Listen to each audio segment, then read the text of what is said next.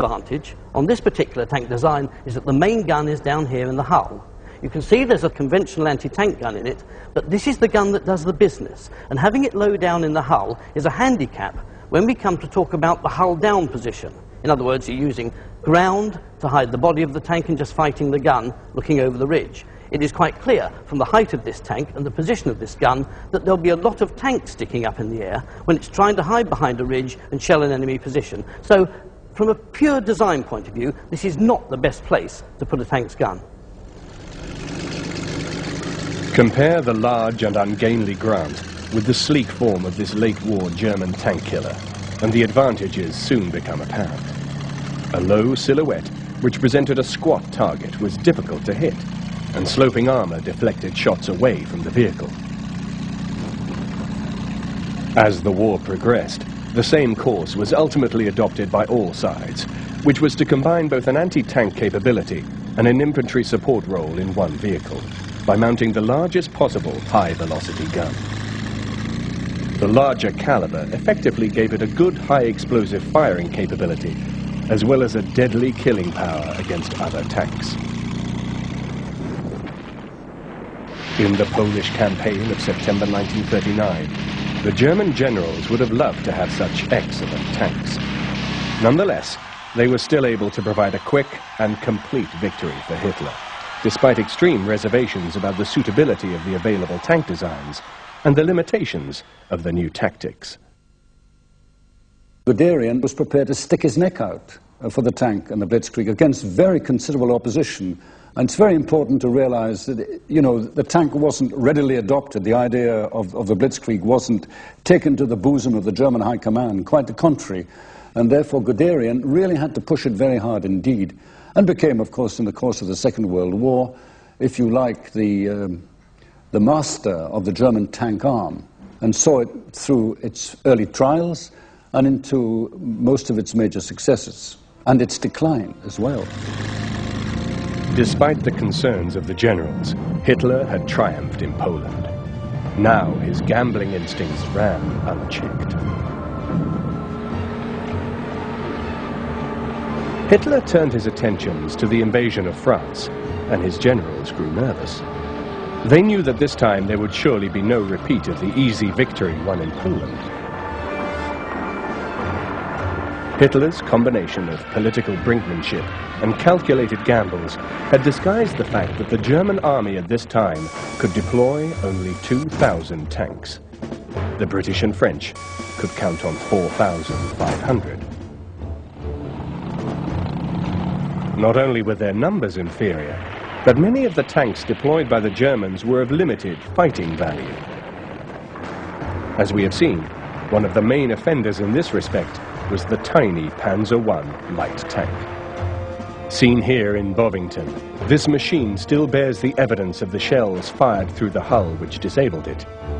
The ease with which the thin armor of the Panzer I could be penetrated had been cruelly exposed in Poland, but some 520 machines still had to be engaged for the coming invasion of France. There was simply no alternative. Of far greater military value was the Panzer IV, then one of the best tanks in the world. But in 1940, only 200 of these machines were available, which meant that the best and most heavily armored tank available to the Wehrmacht accounted for less than 10% of the tank force. It was an oversight which could potentially have been disastrous, as throughout its long career, the Panzer IV was to prove a remarkably versatile design. There are those who say that if the Germans had stuck to the Panzer IV and built large numbers of them, they'd done a lot better than messing about with tanks like the Tigers and Panthers. The reason is that this was a superb all-round design. It was in service when the war broke out. It was still an effective frontline tank at the end. And the reason is that the Germans built expandability into the design. Its armor thickness increases 2 or 3 times over the wartime period, and that does not affect the tank's performance at all, although it's getting heavier. And the gun, although it doesn't increase in caliber, certainly increases in size from a short-barreled 75 to this long 75, which enabled it to keep pace with developments on the other side. In other words, we would come up with tanks like the Cromwell and the Sherman. By outgunning the Panzer IV, the Germans kept pace with us and in some ways were that bit ahead of us. And it probably would have suited them better to have large numbers of these things in the field than mess about with the heavy tanks which, for all their other virtues, were a considerable liability on the maintenance front. Taken together with the Mark III and IV, the German tank force on the eve of the decisive battle in France deployed 500 Panzer Is, 1,000 Panzer IIs, 350 Panzer IIIs, 200 Panzer IVs, and 400 of the Czech-manufactured Panzer 38Ts.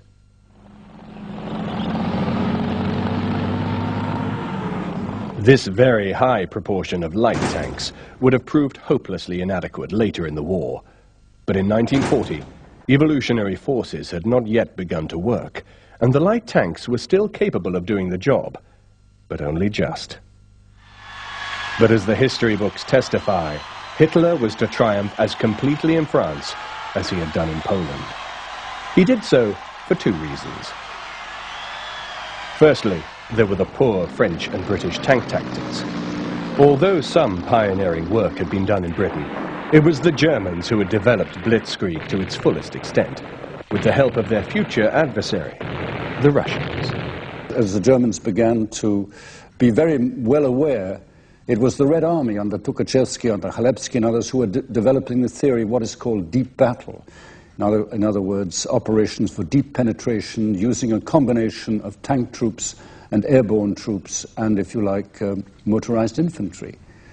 So I think it's a little unfair to ascribe all of this to Little Hart and to Fuller. It was, in many respects, the practical experience which the Germans acquired in Russia, which I would regard as being perhaps the most decisive and even more important.